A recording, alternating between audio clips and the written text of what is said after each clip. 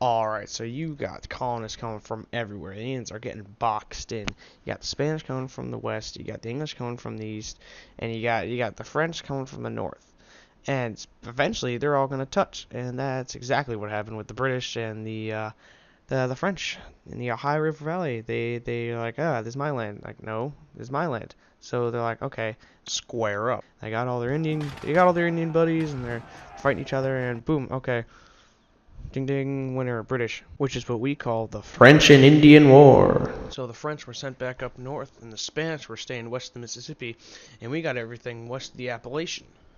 So good old King George, he's like, hey, colonists, you like, you helped beat the French. Thanks for doing that. Here's some land across the Appalachian Mountains.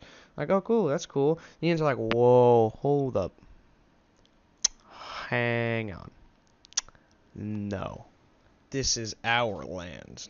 Now it's 1763, and they're like, gotta do something about this. We have to make the Indians happy. So they put a big old line along like the Appalachian Mountains, and they said, cool, you cannot go farther than this.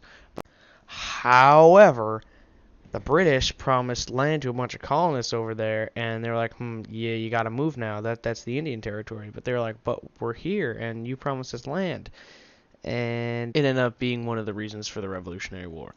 So to sum it up, the Proclamation Line was basically a big old line where they said, "You can't, don't go there. That's the Indians' land.